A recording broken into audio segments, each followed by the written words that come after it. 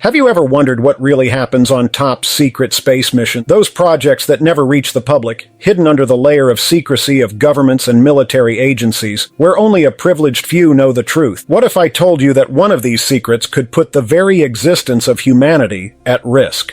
It all started with a signal, a strange sound coming from the far reaches of the galaxy. For many, it could just be an anomaly, a cosmic noise lost amid the vastness of the universe. But for a select group within NASA, it was much more. It was something they had never seen before. It was Signal 784A, and from the moment they captured it, they knew something was wrong. It was January 2023, and NASA was involved in a top-secret project called Project G1. Few people knew of his existence.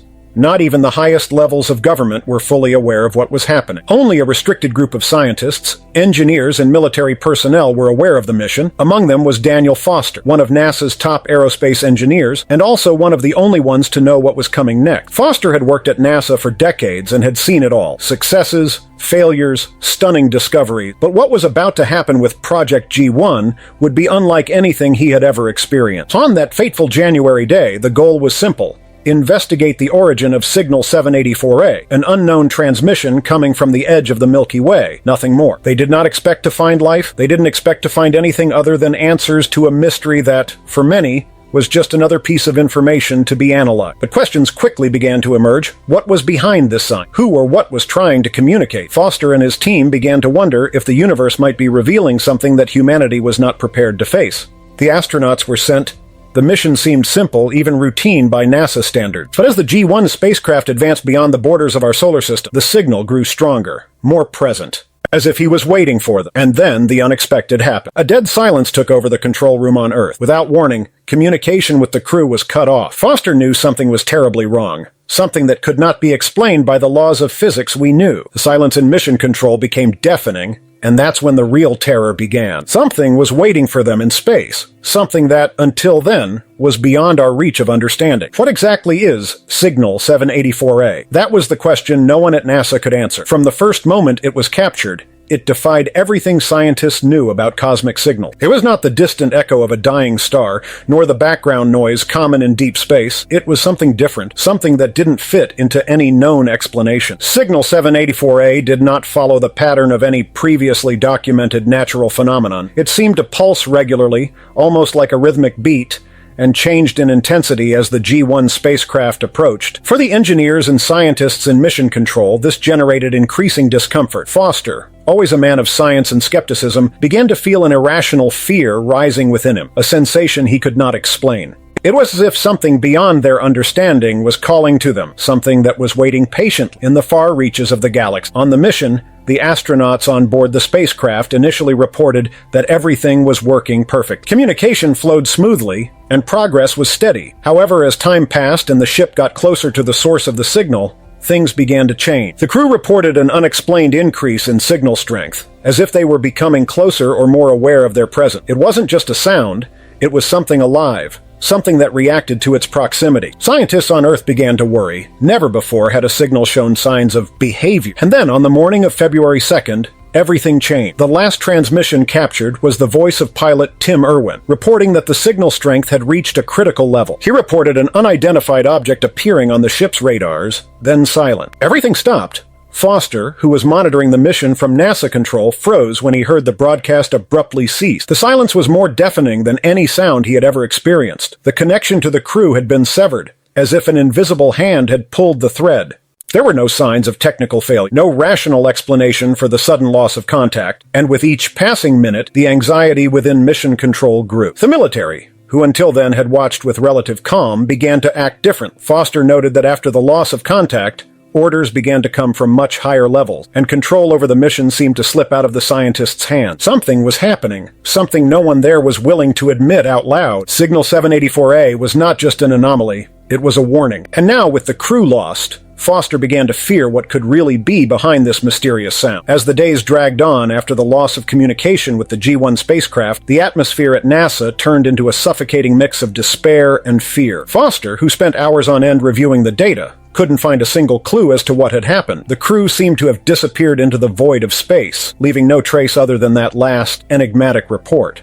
Mission Control became a silent battlefield. On one side, the scientists still desperately trying to re-establish contact. On the other, the military, whose presence has become increasingly heavy, with orders and directives coming from above, even above NASA leadership. Foster noted that the situation was being treated much more seriously than usual, and it wasn't just the loss of a crew. It was as if there was something he didn't know, something the military knew and was keeping secret. As hours turned to days, tension reached a critical point.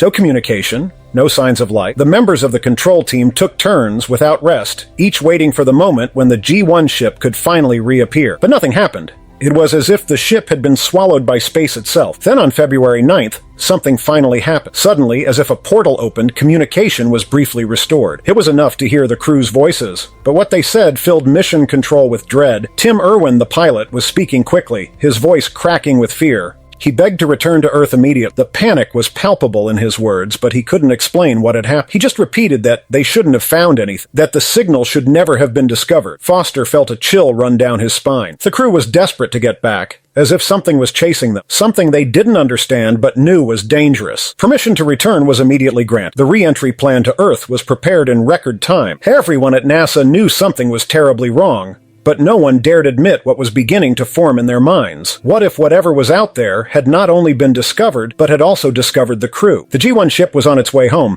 but the feeling in Mission Control was that something much worse was about to return. With February 15th, 2023 will forever be marked in the memories of those who were present at NASA Mission Control. It was the day that the G1 spacecraft would return to Earth. Preparations were made, and anticipation was palpable in the air. But the atmosphere, which should have been one of relief at the crew's return, was dominated by silent fear. Foster, along with the other team members, couldn't shake the feeling that something was deeply wrong. The crew's despair in the brief moments of communication echoed in his mind. What, after all, had happened out? When the ship finally broke the Earth's atmosphere, the tension increased even more. Everything seemed to go according to plan. The re-entry calculations were correct, and the spacecraft was approaching the landing zone in the Pacific Ocean, where U.S. Navy teams were waiting to perform the rescue. However, no one knew what to find when the hatch was opened. Monitors recorded normal vital signs, but the lack of clear communication since last contact left everyone on alert. As soon as the ship gently landed in the Pacific waters, rescue procedures began. Navy teams, trained to deal with all contingencies, approached the ship with caution. The hatch was opened, and one by one the astronauts were taken out. Tim Irwin, the pilot, was the first to leave. His face was pale, marked by an expression of deep weariness, but there was something more, something in his eyes that the rescuers couldn't identify. Soon after, Lisa Morales, Alex Reed, Sarah Thompson and Mark O'Neill were removed, all showing signs of extreme exhaustion. The strangest thing, however, was that despite the obvious physical exhaustion, none of them seemed seriously injured. For a brief moment, Mission Control breathed a sigh of relief. The crew was back on Earth, and physically they appeared to be fine. However, Foster couldn't get the moments of panic he had seen in previous broadcasts out of his mind. He knew that the return was not the end of the story. It was more like the beginning of something much bigger, something no one could predict. The first night after returning was monitoring. The astronauts were taken to medical facilities under military supervision, where they would undergo rigorous examination. However, for the first 24 hours, there were no signs that anything was terribly wrong, until the next day, strange behavior started to appear. At first, it seemed to be expected. Returning from a space mission, especially one with the complications the G1 crew had faced, would bring extreme fatigue and emotional stress. But soon signs that something much more disturbing was happening began to emerge. The first to exhibit strange behavior was Tim Irwin. When meeting his wife for the first time after returning, he called her by the wrong name. The slip-up was perceived as a result of exhaustion, but his wife reported that he seemed distant, as if he didn't fully recognize her. This was soon followed by even more disturbing behavior. Lisa Morales, one of the crew's scientists, was found in her room, drawing strange symbols on the wall in her own blood. She seemed oblivious to the pain, and when questioned, would only repeat that the signal was still there. NASA authorities attempted to control the situation, but as the days passed, the crew's behavior became increasingly alarming. Alex Reed, the mission's mechanical engineer, had a violent outburst during a family gathering. He shouted incoherently about "they are watching us" and attacked a relative for no apparent reason, requiring immediate medical intervention to be contained. Sarah Thompson, the crew's doctor, began wandering the streets of her neighborhood at night. Neighbors reported her walking around barefoot, muttering to herself about the sign and things that shouldn't have been seen. It was as if she was disconnected from reality, trapped in a world of her own, tormented by something no one else could see. Mark O'Neill, the communications specialist, was found in his home dismantling all electronic devices. When asked why, He responded with disturbing seriousness. "I need to connect with them. They are still trying to talk to us, and now I know how to listen." Foster, watching these events closely, could no longer ignore the obvious. The crew's return was not a simple mission completion. They had not returned alone. Something, a force beyond human understanding, had made its way back with them, and now it was manifesting itself in ways no one knew how to contain. Each new bizarre behavior of the astronauts was like a piece of a dark puzzle that Foster feared he would never be able to solve. The increasing strangeness in the behavior of the G1 crew soon caught the attention of medical and military authorities at NASA. It was decided that the astronauts would need to return to the agency's facilities for a series of rigorous examinations and tests. Foster, already deeply uneasy about what he had witnessed, followed the entire process closely. He knew something was very wrong, but he still couldn't prove it. However, the truth was about to emerge in a way no one expected. Upon arrival at NASA's medical facility, the crew members were isolated for observation. Doctors and scientists from all specialties were mobilized to investigate the drastic changes in their behavior. Detailed physical examinations began immediately, and to the surprise of the medical team, the initial results indicated nothing abnormal. Each astronaut appeared to be in excellent physical health despite weeks of stress and the tension evident in their minds. There were no infections, diseases, or any other biological explanation for what was happening. However, the behavioral changes continued to worsen. During psychological examinations, the astronauts began reporting feelings of being watched, hearing whispers, and seeing shadows at the edges of their vision. They spoke of the sign, mentioning that it had not disappeared, but that it was now within them. It was as if an invisible presence was controlling, eroding their sanity little by little. It was during one of these examination sessions that the first concrete evidence of alien interference emerged. One of the doctors, who was monitoring the astronauts' brain responses, noticed a strange pattern in Tim Irwin's reading. Their neural signals were different from normal human patterns. There was something that seemed to directly interfere with his brain activity, a kind of unusual rhythm that seemed synchronized with the mysterious Signal 784A. Foster, upon seeing the graphics, felt a chill run up his spine. That couldn't be a coincidence. Something had entered their minds. Upon being informed of the discovery, NASA's military command immediately stepped up security measures around the astronauts. No one anymore had direct access to them without supervision, and the tests became even more invasive. However, the situation continued to escalate. Tim Irwin, who until then had been the calmest of the group, began to show signs of increasing agitation, mumbling incessantly in his native language, something that not even his own family could understand. It was then that the true horror began to manifest itself. On the morning of February 21st,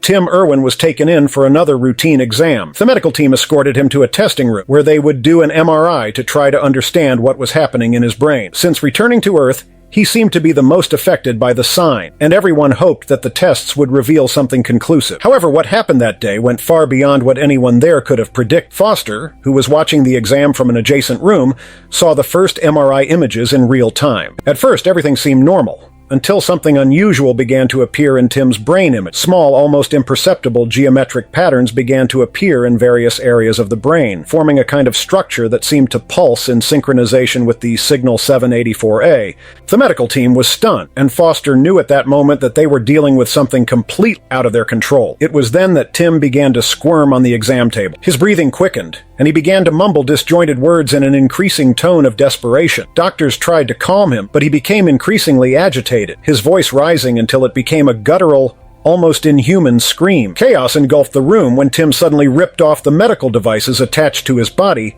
and violently attacked the nearest doctor. What happened next was described by those present as something otherworldly. Tim, who should have been exhausted and weakened from the mission and exams, showed superhuman strength. He threw one of the doctors against the wall with ease, as if possessed by an unknown force.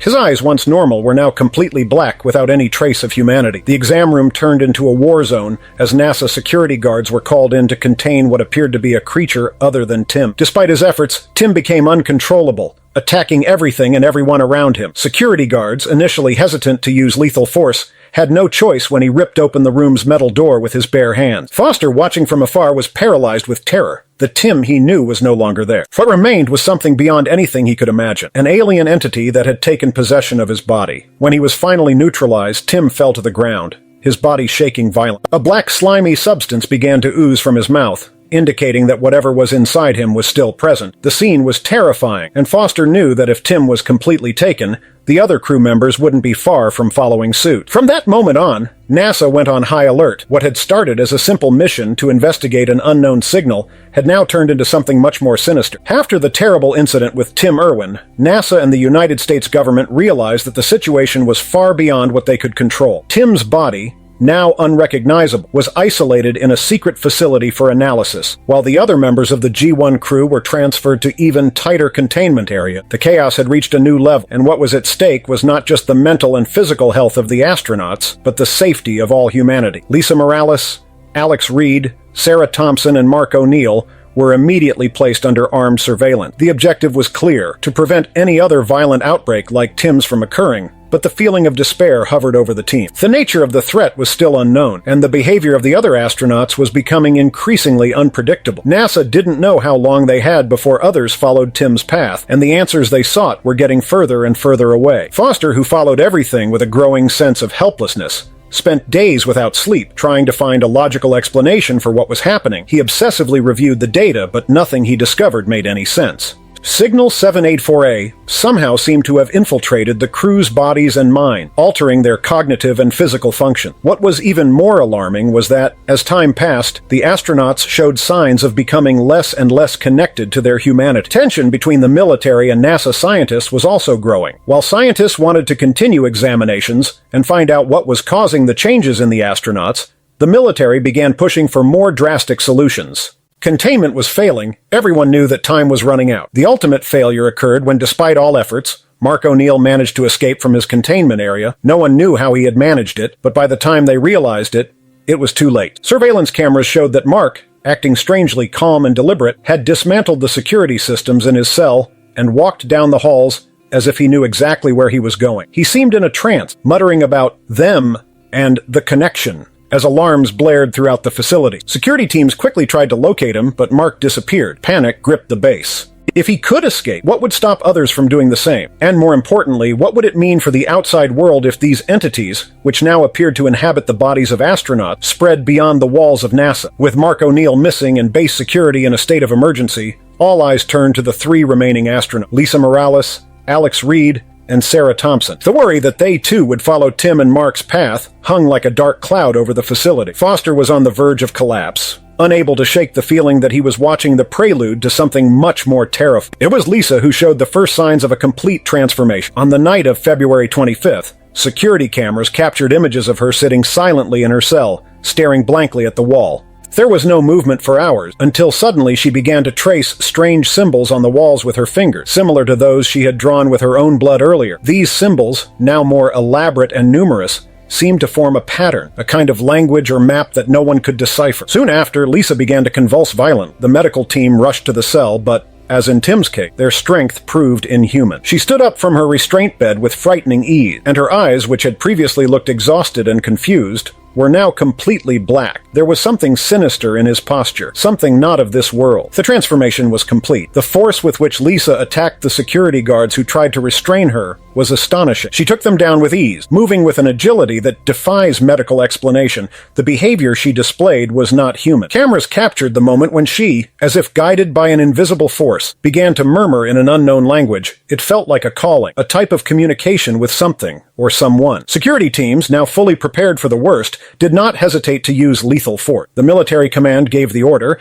and Lisa was shot right there, inside her cell. But just like with Tim, physical death brought no relief. A black substance began to ooze from his body, and with horror, the doctors present realized that the substance was pulsing, almost as if it were alive, moving on its own. Terror gripped the base. The alien entities that had infiltrated the astronauts' bodies not only controlled but appeared to be using them as vehicles for something greater. Lisa's transformation was just the beginning. Everyone knew that Alex Reed and Sarah Thompson were next, and no one was prepared to face what came next. Lisa Morales' death was a shock, but also a terrible omen. With two astronauts dead and Mark O'Neill missing, hopes of controlling the situation quickly began to fade. Everyone knew that Alex Reed and Sarah Thompson, the two remaining crew members, were just one step away from following the same path. The pattern was clear, and time seemed to run faster than any effort to contain the crisis. Foster was in the control room when the alert about Alex Reed went off. He hadn't shown as alarming signs as Tim and Lisa, but everyone knew it was just a matter of time. At that moment, Alex was in his containment cell, being constantly monitored. The cameras recorded their movements, which until then had been calm. He spent long periods sitting, staring into space, muttering disjointed phrases that experts were unable to translate. It was around 3 a.m. when everything changed. Alex got up from his bed and suddenly started banging hard against the walls of his cell.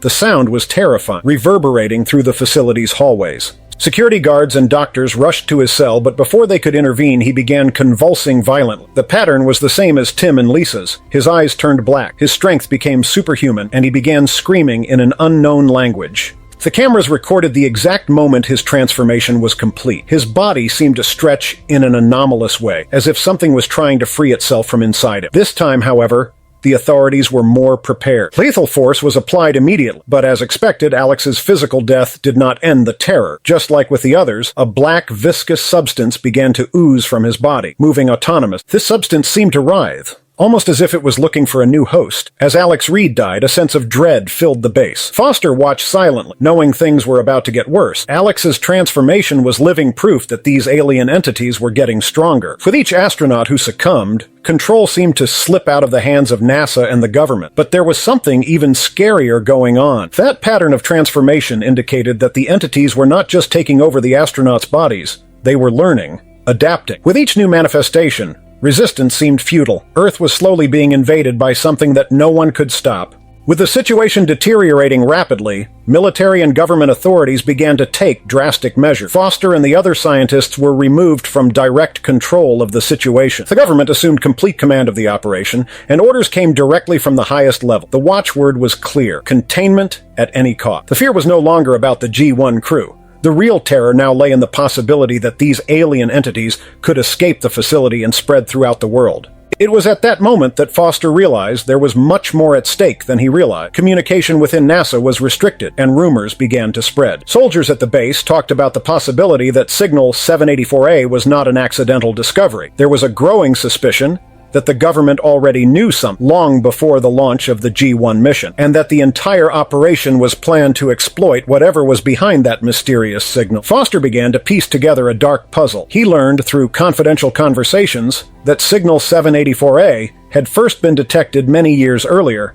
but had been ignored, considered merely an anomaly. However, some military scientists had proposed that the signal was actually a form of intelligent communication, an invitation or a trap, something that came from outside our solar system, perhaps from a civilization much more advanced than humanity. The cover-up was becoming more and more evident. The media was kept away from any mention of the G1 mission, and all official information about the crew was erased from public record. Fark O'Neill's disappearance was reported to be an accident, and the deaths of Tim, Lisa, and Alex were attributed to unspecified medical complications. The government was determined to ensure that the public did not know the truth. Any mention of alien entities or physical transformations has been suppressed. Foster, frustrated and with no one to turn to, began to fear the worst. He knew the government was underestimating the threat. They were treating Signal 784A and the alien entities as something that could be contained. But he knew, more than anyone, that control had already been lost. The transformations he had witnessed were not isolated incidents. They were the beginning of something much bigger. The government was making a fatal error in trying to cover up the events. Foster knew that sooner or later, the public would discover the truth, and when they did, it might be too late to save humanity. Signal 784A wasn't just a communication. It was a silent invasion, a threat that had already crossed the boundary between the unknown and reality, and was about to devastate Earth in ways no one could have imagined. From the moment Foster began putting the pieces of a terrible puzzle together, his life changed drastically. The military cover-up, forced silence and mysterious deaths haunted him like invisible ghosts, but what he was about to discover would make everything much worse.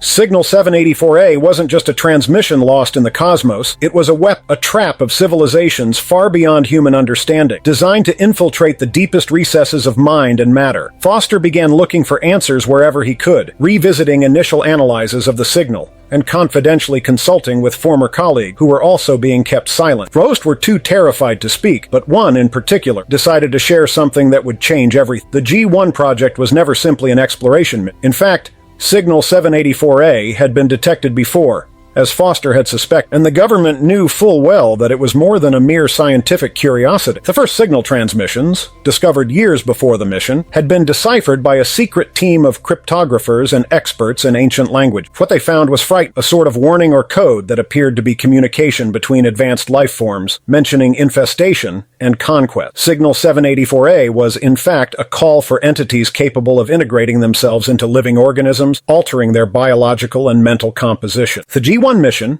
despite being sold as a scientific exploration, was, in fact, a desperate attempt to obtain more information about these entities, or even to control them. Foster was horrified. The government had sent those astronauts into space, knowing they were putting themselves at risk. They were sent directly to the wolf's mouth. Now the problem was much bigger. Not only was the crew under the control of these alien entities, but the deaths of Tim, Lisa, and Alex, as well as the disappearance of Mark O'Neill, suggested that these creatures were far more powerful than anyone had imagined. Signal 784A was not a distress call or an attempt at peaceful communication. It was the first step in an invasion that was already underway. The revelation hit Foster like a punch. He knew that there was no way to combat these forces with humanity's conventional weapon. The alien entities were adapting quick, becoming stronger with each interaction with their human hosts. Earth was already under attack, and the first signs were manifesting themselves in the deaths and transformations of the G1 crew. Now Foster had to decide what to do with this knowledge. The government was covering up the events, likely to avoid mass panic, but they knew humanity needed to be prepared for what was to come. He also knew it could cost him his life, but there was one thing clear in his mind. The alien entities were not going to stop. And if he didn't do something, humanity's fate would be sealed. The true nature of the alien plan finally began to unfold before Foster, and what he discovered was more terrifying than any apocalyptic scenario he could have imagined. The events that led to the G1 astronauts' transformation were merely the prelude to an invasion on a much larger scale, a silent, invisible invasion where alien entities used Signal 784A to infiltrate and corrupt human minds. The ultimate goal of these entities was not just to take control of a few individuals, but to use humanity as a vehicle for their expansion. Foster discovered through confidential documents that these alien entities were not traditional life forms, like viruses or bacteria, but something much more complex. They were entities that existed in a form of pure energy, capable of intertwining with the biological and neurological systems of their hosts. They merged with human bodies, taking complete control while leaving the outer appearance almost unchanged, but inside the host was no longer human. It was a fusion, a grotesque mixture of alien consciousness and human form. This was the true intention behind Signal 784A. It wasn't a physical invasion, with ships descending from the sky and weapons firing. It was a mental invasion, where every human being could potentially be transformed into one of them. And the worst part, this process was already underway. The astronaut deaths were just the first demonstrations of how these entities operate. They tested the limits of human biology, experimenting and learning from each failure. Tim, Lisa, and Alex's transformation was the prelude to something bigger and more terrifying. With Mark O'Neill gone, Foster suspected the plan had already advanced to the next stage. Mark was probably no longer human. He had become a them, and if one of these entities could escape into the outside world, there was no telling the damage it would cause. Every human being would be a potential target, a new host for alien propagation. Foster then understood the reason for the military cover-up. The government knew that if the population discovered that their minds could be invaded and controlled by alien forces, panic would take hold. They were trying to contain the threat, but it was too late. The invasion had begun, silent and relentless, and humanity was completely unprepared. Now Foster was determined to fight, but how to combat something that could not be seen or understood? Conventional weapons had no effect on the entity, and each failure seemed to further strengthen their enemy. He needed to find a way to stop this silent invasion before it spread beyond the walls of NASA, before Earth became just another world corrupted by these alien forces. As Foster understood the extent of the alien plan, despair began to grip the facility. It was no longer just a matter of containment. Now it was a race against time to avoid the annihilation of humanity. The astronauts' transformation had been the first sign, but with Mark O'Neill's disappearance, the threat had escaped to the outside world. The NASA base was on high alert, but Foster knew the forces they faced were incomprehensible and, above all, ruthless. Foster, increasingly isolated, began to hatch a plan. He needed to figure out a way to sever the connection between Signal 784A and the alien entities controlling the astronauts. But how to do this when the very nature of the signal was beyond human understanding? He knew the government was focused on military and containment measures, but these actions were futile. Conventional weapons were useless against beings that operated on a pure energy level, manipulating human minds and bodies like puppets. It was then that Foster remembered the symbols that Lisa Morales had drawn in her containment room before her death. These symbols, which at first seemed meaningless, began to connect in his mind like pieces of a puzzle. He revisited the video records of Lisa's cell and noticed an intricate pattern, a visual language that seemed to relate directly to Signal 784A. Foster began to suspect that these symbols were not just insane scribble, but a form of communication, perhaps a map or a code that revealed how alien entities were connected to the signal. Based on this hypothesis, Foster ventured into NASA's old cryptography laboratory, now abandoned and isolated due to the crisis. There, he worked tirelessly, cross-referencing Signal 784A with the symbols Lisa had left behind. The discovery he made was terrifying. The symbols, in fact, formed a pattern that directly corresponded to variations in the alien signal. Foster was right. This wasn't just a warning message. It was a calculated invasion, orchestrated through a language so advanced that only an alien mind could fully understand it. But Foster also discovered something that could be key to stopping the invasion's progress. There was a pattern in the signal that indicated weakness, a brief oscillation that occurred every full cycle. It was tiny, imperceptible to ordinary sensor, but it was there. Foster now had a plan. If he could amplify this weakness and disrupt the signal, he might be able to disrupt the connection between the alien entities and their human hosts. The problem was that he needed access to NASA's main control, where the communications antennas were installed. The government, however, had other plans. When Foster took his discovery to military command, he expected resistance, but was unprepared for what came next. Instead of being grateful for his analysis and possibly finding a way to stop the alien invasion, the military isolated. Foster was placed under detention, accused of compromising national security.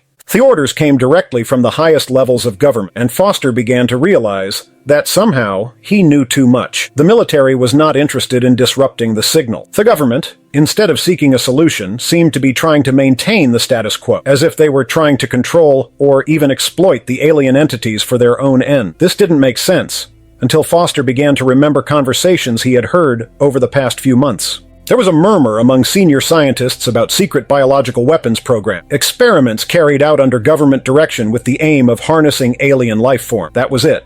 Signal 784A was not just an accident. The government knew more than it was revealing. From the beginning, there was a group within the military's top brass who believed that these alien entities could be weaponized, controlled, and manipulated to serve Earth's strategic interests. The G1 mission was not an innocent investigative attempt. It was a deliberate trap, an opportunity to collect data on the entities and test them on humans. Foster was horrified. The deaths of Tim, Lisa, and Alex, as well as Mark's disappearance, were not just tragedy. They were the consequences of an insane experiment conducted by a government that thought it could control an alien force. And now as the signal spread and the alien entities showed an increasing ability to adapt and survive, it was clear that the government had gravely underestimated what they were up against. With this revelation, Foster knew he needed to act immediately. If the government was willing to risk all of humanity in its quest for power, then it would have to be the one to save the Earth. But the question was, how could he do this, being just one man against the most powerful forces on the planet? Time was running out, and he knew that if he couldn't disrupt the signal and stop the alien entities from spreading,